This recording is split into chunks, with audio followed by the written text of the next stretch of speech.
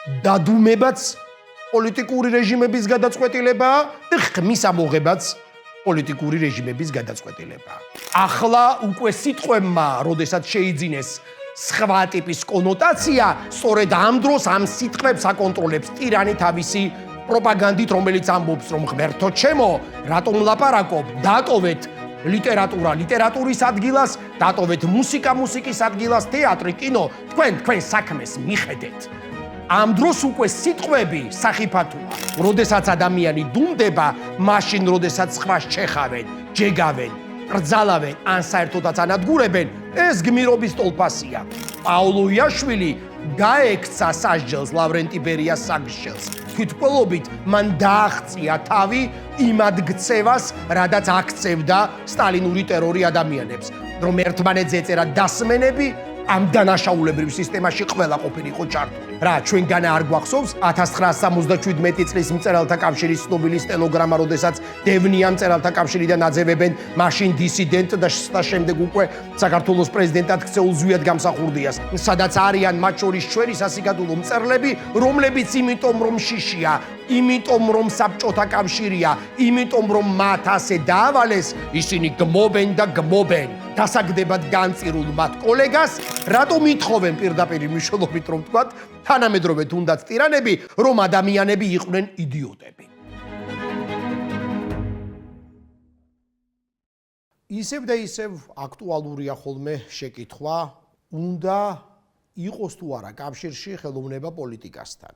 და ხშირად პოლიტიკური რეჟიმები მტკიცედ უსაყვედურებენ ხოლმე სხვადასხვა წევრებს საზოგადოებისას, რომ მათ გამიჯნონ პოლიტიკა კულტურისაგან, პოლიტიკა ხელოვნებისაგან, რომ სინამდვილეში რა კავშირშია ხელოვნება პოლიტიკასთან.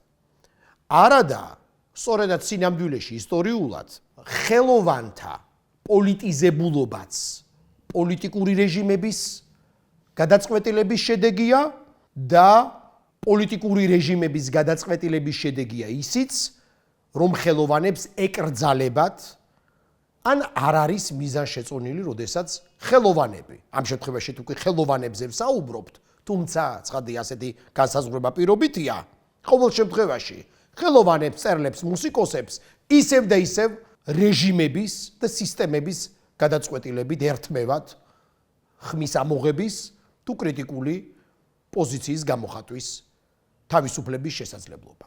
ანუ დადუმებაც პოლიტიკური რეჟიმების გადაწყვეტილებაა და ხმის ამოღებაც პოლიტიკური რეჟიმების გადაწყვეტილებაა. პოლიტიკური რეჟიმი გიბიძგებს, რომ ილაპარაკო და პოლიტიკური რეჟიმი გიბიძგებს, რომ არ ილაპარაკო. ასეთი ოქსიმორონი. თავისთავად ის ამბავი თუ როგორ გამოიხატება ერთგვარად ჟესტად რეაქცია ადამიანებისა პოლიტიკის მიმართ, აღწერილი აქვს და გაანალიზებული აქვს შესაძლოა ჩეხ მწერალ მილან კუნდერას თავის რომანში უკვდავება იმ ეპიზოდით, სადაც ბეთჰოვენი და გოეთე სეირნობენ ტეპლიცში და ისინი გზად შეეგებებიან ნაპოლეონის მეუღლე მარია ლუიზეს და ბეთჰოვენი კი, რომელსაც ხელკავი აქვს ამოდებული გოეთესათვის, განიზრახავს, რომ მარია ლუიზეს, ანუ იმპერატორის ამალას იმგვარად მიუახლოვდეს, რომ ეს ამალა გაიწიოს მათ წინაშე და მათ დაუთმონ გზა გოეთესა და ბეთჰოვენს და არა პირიქით და არა ბეთჰოვენი და გოეთე გადადგნენ აქეთ-იქით და მათ გაატარონ იმპერატორის ამალა. და ბეთჰოვენი, როდესაც გრძნობს, რომ გოეთეს მცდელობა აქვს, რომ დაუსხდეს ამ ხელკავიდან,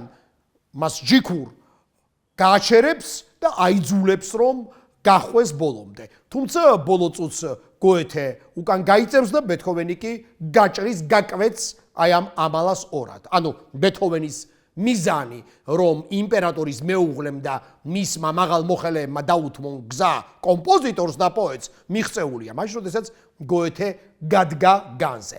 კუნდერა ცხადია ამ ეპიზოდს, რომელიც ლეგენდას, ხო ეს ლეგენდა თვითონ ბეთჰოვენს აქვს მოყოლილი და ამას არავინ ადასტურებს ბეთჰოვენის გარდა არც გოეთე მათ შორის და ბუნებრივია ბეთჰოვენს თავისთავად გამოყავს უფრო მამაცი და შეურიგებელი და პრინციპული, თუმცა ბეთჰოვენს ეს ახასიათებდა თავისთავად მისი ექსცენტრულობა, მისი არაორდინალურობა, მათ შორის მისი სმენა დაქვეითებულობა გარკვეულწილად ქმნიდა იმის თქმის საფუძველს, რომ ბეთჰოვენი ვერ აღიქვავდა თითქოს და ობიექტურ რეალობას ობიექტურად რეალურად, თუმცა იქნებ ეს ნიღაბიც კი იყო ბეთჰოვენისათვის ხშირ შემთხვევაში არა ის თუ რა პრობლემა წმას ჰქონდა როგორც სმენა დაქვეითებულ ადამიანს, არამედ გარკვეული პოზა, როლი შეურიგებლობის, ექსცენტრულობის და ასე შემდეგ, რომელიც ერთგვარად ნიღაბის და თავდაცვად შეიძლება ყოფილიყო უკვე სხვებისათვის, სხვა ეპოქებში და აგერ ჩვენს რეალობაშიც კი, უახლეს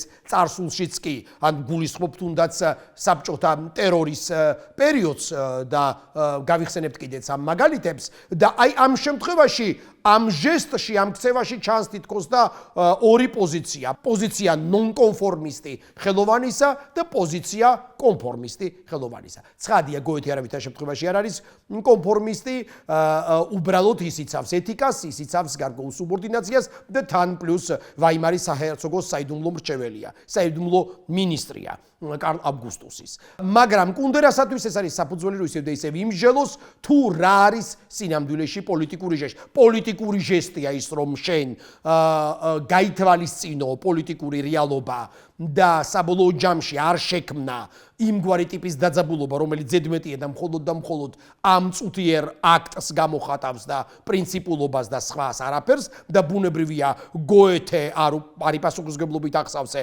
თავისი ვაიმარის, თავისი მინიატურული საჰერცოგოს გამო იმპერატორი ნაპოლეონის წინაშე, რომელსაც შეუძლია რომ აღგავოს პირისაგან მიწისა ყველაფერი თავის გზაზე და მეორე მხრივ ბეთჰოვენი, რომელსაც ეს პასუხისმგებლობა არ აქვს და მას აქვს მხოლოდ საკუთარი თავისუფლების გამოხატვის პასუხისმგებლობა.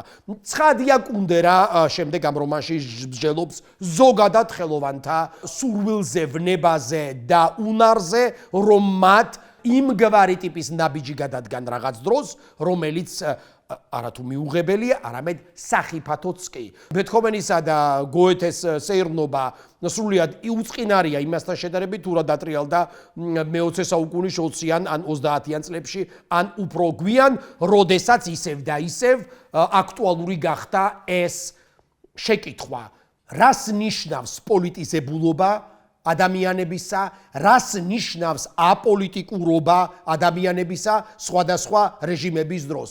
რატომ ითხოვენ ზოგჯერ დიქტატორები, ტირანები, რომ ადამიანები იყვნენ პოლიტიზებულები, ოღონდ იმგვარად პოლიტიზებულები, როგორც ეს უნდათ მათ დიქტატორებს და რატომ ითხოვენ დიქტატორები ამავდროულად, რომ ისინი დადუმდნენ და მათ მიხედონ თავიანთ საქმეს და ნუ ერევიან პოლიტიკაში და ნუ ლაპარაკობენ პოლიტიკაზე, ნუ რეაგირებენ პოლიტიკაზე. რატომ ითხოვენ თანამედროვე ავტოკრატიები დღესაც, თავი რომ დავანებოთ 30-იან წლების ტერორის ისტორიასა და სხვა, რომ გამიჯნონ ადამიანებმა პოლიტიკა და კულტურა ისევ და ისევ, რომ დადუმდნენ და არ რეაგირებდნენ. რატომ ითხოვენ პირდაპირ მნიშვნელობით, რომ ვთქვათ, თანამედროვე თუნდაც ტირანები, თუმცა ეს მხოლოდ თანამედროვე ტირანებსა და ავტოკრატებს და ოლიგარქებს არ ახასიათებთ, რომ ადამიანები იყვნენ იდიოტები. იდიოტები დიახ, როგორც ამ სიტყვას ხმარობდნენ ამ შემთხვევაში ძველი ბერძნები, რომლებიც იდიოტებს უწოდებდნენ ყველას, რომლებიც გულგრილები იყვნენ სამოქალაქო თუ პოლიტიკური პროცესების მიმართ. ანუ ბერძნები იდიოტს უწოდებდნენ აპოლიტიკურ ადამიანებს. ანუ ადამიანებს, რომლებიც ამბობდნენ, რომ მე ეს არ მეხება. სინამდვილეში გულგრილობის და ჩაურევლობის და ურეაქციობის მდგომარეობა, სინდრომი, დღევანდელი წაკითხვიცაც ამ სიტყვის გულისხმობს იდიოტიზმს და ამას ჩვენ არ ვამბობთ, ეს ჩვენ ვისწავლეთ როგორც ბევრი სხვა რამ ბერძნებისაგან. მაგრამ პრობლემა ძალიან საინტერესოა, როდის ვდუმდეთ და როდის არ ვდუმდეთ. როდესაც პოლიტიზებულობა, მაგალითად, თუნდაც როდესაც ჩვენ ვიხსენებთ ბოლშევიკურ წარსულ სტალინური ტერორის ეპოქას, ან თუნდაც ნაცისტური რეჟიმის მმართველობის წლებს, სწორედანაც არის ზევიდან მართლობის ეპიცენტრიდან დაშვებული, თუ როგორ უნდა იქცენ ადამიანები უაღრესად პოლიტიზებულ არსებებად, ოღონდ იმგვარად, რომ იდიოტიზმის მდგომარეობა შენარჩუნებული იყოს. ანუ სადაც პოლიტიზებულობა არის ფორმალური, სადაც პოლიტიზებული მწერლები და მოდით მწერლების ამბებიც გავიხსენოთ, სადაც პოლიტიზებული მწერალი გულისხმობს აგიტატორის ფუნქციის მატარებლობას და არავითარ შემთხვევაში თავის გულწრფელ კრიტიკულ პოზიციას მოვლენების მიმართ. ვინაიდან სტალინური ტერორის დროს თუ ჰიტლერული მმართველობის დროს ბუნებრივია გულწრფელობა ისჯება სიცოცხლის დაკარგვითაც კი. მაგრამ ჩვენ გვაქვს ბუნებრივია შესანიშნავი და ძალიან დრამატული, ტრაგიკომიკური, მე ვიტყოდი აღწერა იმ პერიოდისა თუ როგორ ხდებიან მწერლები უაღრესად პოლიტიზებულები აკაკი ბაქრაძის წიგნიდან მწერლობის მოთვინიერება, სადაც უბრალოდ მთელი დამკვრელური ჯგუფები იქმნება, პროლეტარები ლიტერატურაში, მუშები ლიტერატურაში, სადაც მწერლები იწყებენ პოლიტიკაზე საუბარს იმგვარად, როგორც ეს უნდა უფროს ძმას, როგორც ეს უნდა სტალინს, სადაც ყველა უნდა იყოს პოლიტიზებული, მაგრამ არავინ იყოს გულწრფელი, სადაც მწერლები უნდა იქცენ აგიტატორებად, პროპაგანდისტებად, იდეოლოგებად, ახალი ბოლშევიკური სახელმწიფოსი იმგვარად როგორც ეს ესმოდა და ესმის სტალინს, სადაც ყველა ლაპარაკობს და ბევრს ლაპარაკობს, მაგრამ სინამდვილეში ეს სიტყვები მკვდარია, მაგრამ აუცილებელია რომ მათი ლაპარაკონ. ამიტომაც, როდესაც ჩვენ საუბრობთ პოლიტიზებულობაზე, ხელოვნებისა და პოლიტიკის კორელაციაზე, ჩვენ უნდა გავიხსენოთ ყოველ ჯერზე ეპოქა და ამ ეპოქის კონტექსტი, იმიტომ რომ რაღაც დროს გნებავთ 30-იანი წლების მიწურულს, ან თუნდაც 70-იანი წლების მიწურულს, თუ კი ჩვენ გავიხსენებთ საბჭოთა წარსულს, ხშირად პოლიტიზებულობა ამ სიტყვის სწორი გაგებით და პოლიტიკური პოზიციის ქონა არა ლაპარაკი, არამედ დუმილია. როდესაც ადამიანი დუმდება, მაშინ როდესაც სხვას ჩეხავენ, ჯეგავენ, კრძალავენ, ან საერთოდაც ანადგურებენ, ეს გმირობის ტოლფასია.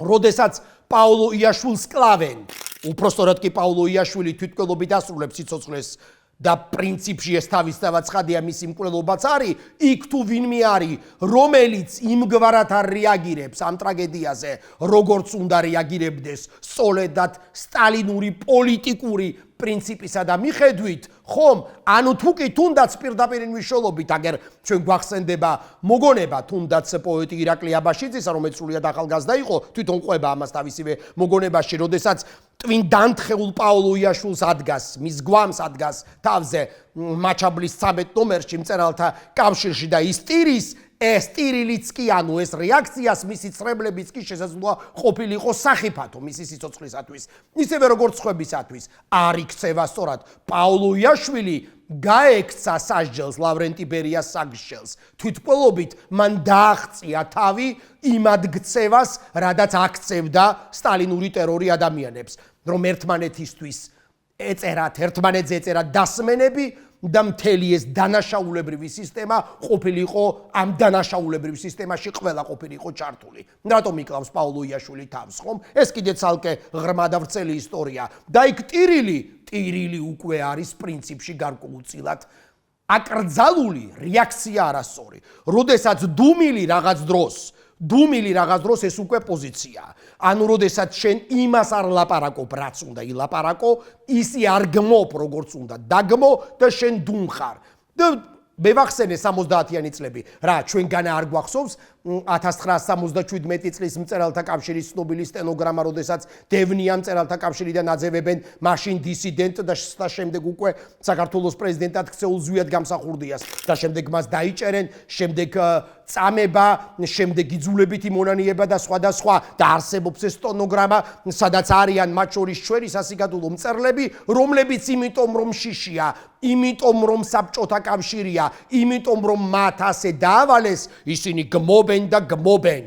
გასაგდებად განწირულ მათ კოლეგას და არა მხოლოდ გასაგდებად, არამედ ყველა მიცის, რომ მწერალთა კავშირიდან გაგდება გულისხმობს მის დაკავებასა და გადასახლებასა და ასე შემდეგ და ასე შემდეგ. მაგრამ აი გამოდიან და გმობენ. და ის ადამიანი, რომელიც ამ დროს დუმს, ან საერთოდაც მოახერხებს და ამ სხდომაზე არ მივა, პრინციპში ის გამოხატავს თავის პოზიციას ამით. თავის პოლიტიკურ და მორალურ პოზიციას ამით. ეს ძალიან იშვიათი შემთხვევა იყო. როცა ჩვენ ვხედავთ, რომ აგერ რომელი ერთი დავასახელო, გნებავთ გრიგოლ აბაშიძე თუ სხვა, რომელიც გამოდის და თავგამოდებული გმობს ზვიად გამსახურდიას ქცევას, ან თუნდაც ნოდარ დუმბაძე, რომელიც ამბობს, რომ სირცხვილია ასეთი კაცის გვერდით ჯდომა მწერალთა კავშირში, როგორც ზვიად გამსახურდია, ვინაიდან იატაკქვეშა გამოცემებში დისიდენტურ გამოცემებში ეს ბრალდება მას, რომ ის აქვეყნებს სტატიებსა და ასე შემდეგ და ბუნებრივი ამ ადამიანების პიროვნული დამოკიდებულება კი არ არის მის მიმართ,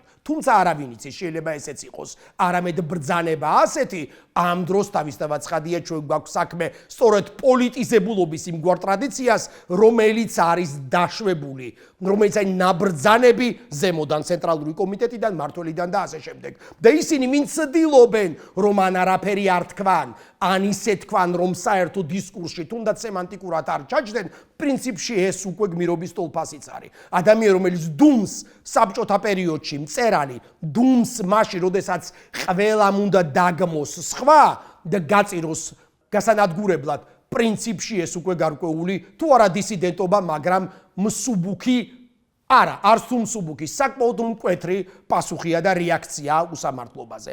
ან თუნდაც ჩვენ გავიხსენოთ ქართული ენის დღესთან დაკავშირებული ისტორიები წარსულში, როდესაც ბრეჟნევის ჩანართი კონსტიტუციისა განიხილება ისევ და ისევ მწერალთა კავშირში 1978 წელს და ისევ მარაზმი, სადაც ქართველი მწერლები, ისევ ცნობილი ქართველი მწერლები ზოგიერთისათვის საყვარელი თავისთავად ცხადია, გამოდიან და ამბობენ, რომ ეს როგორი ბედნიერებაა, ბრეჟნევის ახალი კონსტიტუციის დამატება, სადაც როგორც იქნა ვეღირსეთ და ქართულ ენას აღარ ეკნება სახელმწიფო სტატუსი. ქართველი მწერლები ამბობენ ამას. როგორი ბედნიერები არიან, რომ ქართულ ენას აღარ კონდეს და იყოს რუსული სახელმწიფო ენის სომხეთისათვის და საქართველოსათვის, აი ეს დათქმა გაჩნდა. და ამ დროს, როდესაც ჩვენ ვხედავთ, თუნდაც ესეც ხომ არსებობს, ისტორია ხომ ყველაფერს ინახავს, ისევ და ისევ ხელნაწერები ხომ არ იწვის, ცნობილი აი ამ სიტყვებისა არ იყოს. როდესაც ჩვენ ნახულობთ ამ სტენოგრამას, ჩვენ ვხედავთ, რომ იქ არიან ავტორები, იქ არიან მწერლები, იგივე ნოდარ წულეისკირი,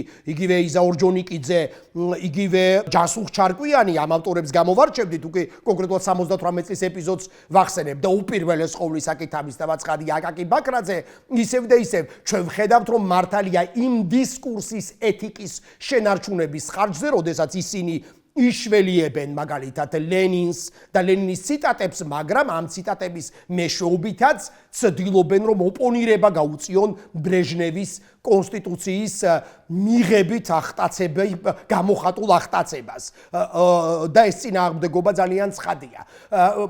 ვინაიდან ასეთი ტიპის ენა ეს საბჭოთა სემიოლოგია და ასე ლაპარაკი შესაბამისად გარკვეული წინააღმდეგობის გაწევის პროცესიც არის. შემთხვევითი არ არის იგივე ნოდარ წულეისკირი თავის რომანში აფთრები, როდესაც მას გამოყავს პერსონაჟი არავიძე, ვარლამ არავიძე, რომელიც შემდეგ არის გმირად ქცეული თენგიზ აბულაძის ფილმში მონანიება, შემთხვევითი არ არის, რომ სწორედ ეს გვარიც კი არავიძე, რომლის ბუდეც არის არავინ, აი ეს არავინ, მრავალი არავინ ხდება ყველა, რომელთაც ერთი ენა აქვთ, ერთი ხმა აქვთ და რომლებიც ქმნიან საბოლოო ჯამში იმგვარ რეალობას, სადაც ინდივიდუალიზმი გადაჯეგილია და განადგურებულია. მაგრამ კონტექსტი, როდესაც იცვლება და კონტექსტის ცვლილება კი გულისხმობს ეპოქალურ კონტექსტსაც, თუ კი ისევ და ისევ რომელიმე კარგი, საინტერესო მწერალი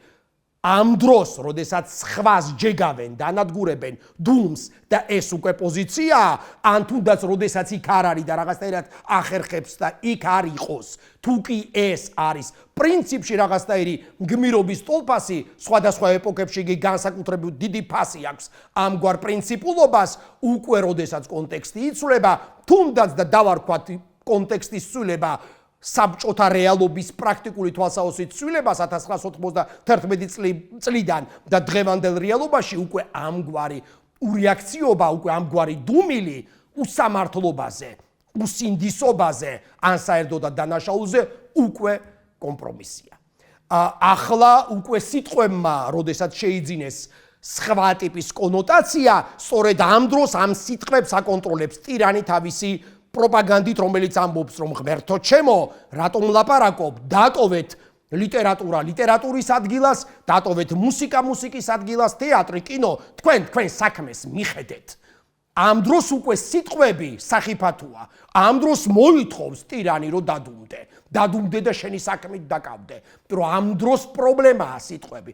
ეს ძალიან საინტერესოა. თავისთავად 30-იანი წლების ეპიზოდები მრავალი მაგალითით არის ახსავსე. როდესაც ადამიანები სწორედაც რაც დასაწყისში ვახსენე, ერთგვარ ნიღბად აქცევენ ხოლმე თავიანთ ენას, სადაც ჩვენ ვახსენებთ ბეთჰოვენის ჯესტს და ბეთჰოვენის ერთგვარ ექსცენტრულობას, რომელიც შეიძლება ყოფილიყო ერთგვარად აცილების სურვილი მისგან გარკვეული პასუხისმგებლობისა, ვინაიდან ბეთჰოვენის ჯესტი გულისხმობს გარკვეულწილად ერთგვარ სოციალურ სიველურესაც, მოდი ასე ვთქვათ, სადაც ღმერთო ჩემო ამასთან მიკარება არ ღირს, არანაირი ნიშნით.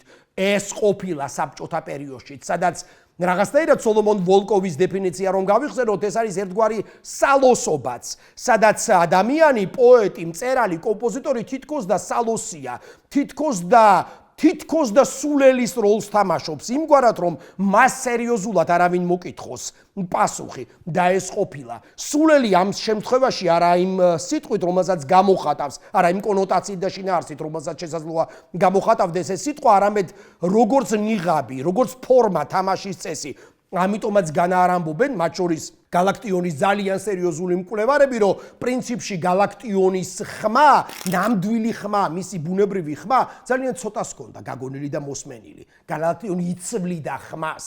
გალაქტიონის ბუნებრივი ხმა არავისთვის არ იყო, ვინც მას ძალიან კარგად ისევ და ისევ არ იცნობდა. ეს იყო რაღაცნაირი ფალცეტით ამოთქმული სიტყვები, რომელიც არ იყო ბუნებრივი.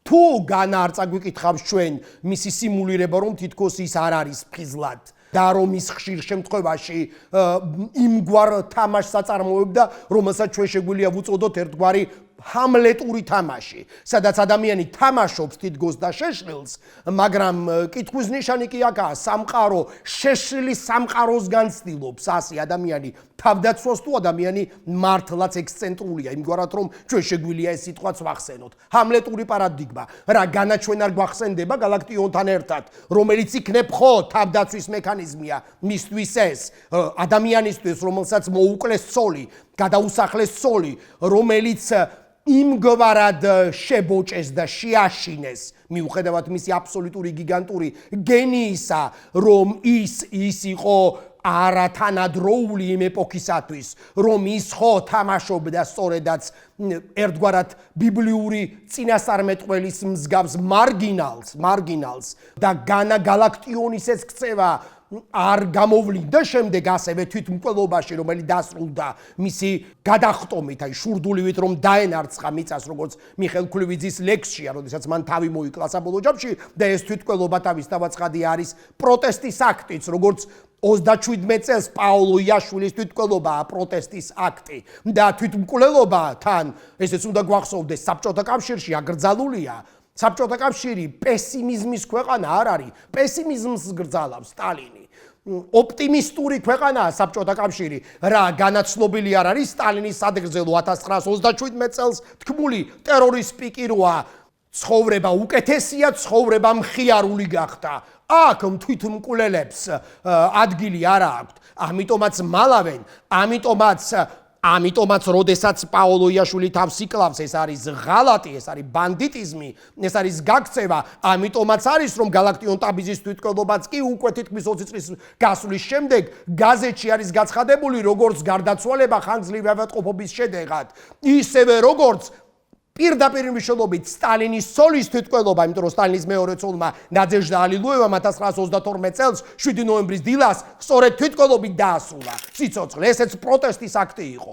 კაცის ცოლი, რომელიც მართავს მრავალმილიონიან ქვეყანას, სუპერტირანის ცოლი, აი ასეთ ამბოხებას აწყობს თავის სახში და თავს იკლავს და ეს თვითმკვლელობის ამბავი კი 80-იანი წლების ბოლოს გაცხადდა მრავალი მილიონი ადამიანისათვის, რომელთათვისაც ასე იყო ამბავი მიწოდებული, რომ ალილუევაც ხანგრძლივი ავადმყოფობის შედეგად ყოფილა გარდაცვლილი. და ეს ეპიდემია უბედურებების გამოხატულებისა, თვითმკვლელობები მხოლოდ აქტები იყო, აქტები იყო წინააღმდეგობის, მაიაკოვსკის თვითკველობა სხვა დიდი ავტორებისა თუ პოეტებისა თუ ასე შემდეგ და ასე შემდეგ.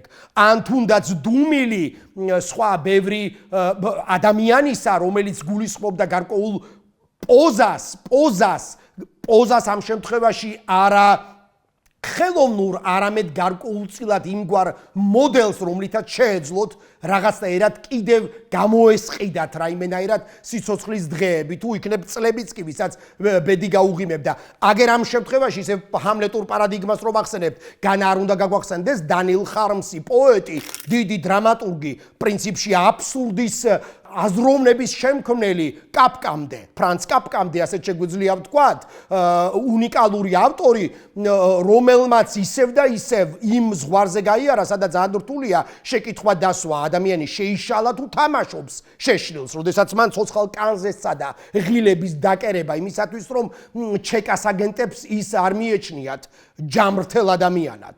ომისა და სტალინური ტერორის თავდასხსნის სურვილით და აქ პრაგმატულია თუ ეს პრაგმატულობა, რომელიც ამგვარი ტიპის გამოცდილებას გულისხმობს, ტკივილისას შეგვიძლია ჩავთვალოთ ჯამრთელი ადამიანის ქცევად და შემდეგ ჩვენ ვიცით დანიელ ხარმსი შიმშილით როგორ კვდება ლენინგრადის ბლოკადის დროს ფსიქიატრიულ კლინიკაში და აბსოლუტურად შემთხვევითია ის, რომ მისი შედევრები გადარჩა. თუ შოსტაკოვიჩის ისტორია, რომელიც ალბათ ცალკე უნდა მოუყვეთ, ასევე სალოსისა და ტირანის კონფლიქტისა და მე ვიტყოდი ტრაგიკული კატათაგვობანის, აი ამ ხაფანგში მოქცეული ხელოვანის ისტორია არ არის აქ ძალიან საინტერესო. თუ თუნდაც მცდელობა, სადაც ზოგ შემთხვევაში სწორედაც გადაარჩენს ხოლმე ადამიანს იმგვარი ტიპის უნარი, რომელიც აქ დაახლა თითქოს და საერთოდ არ ყოფილა მნიშვნელოვანი. აი ახლა გამახსენდა თუნდაც შალვა ნუცუბიძის ისტორია, რა კი თვითკველებზე ვსაუბრობ ამ მცდელობაზე თვითკველობისა, როდესაც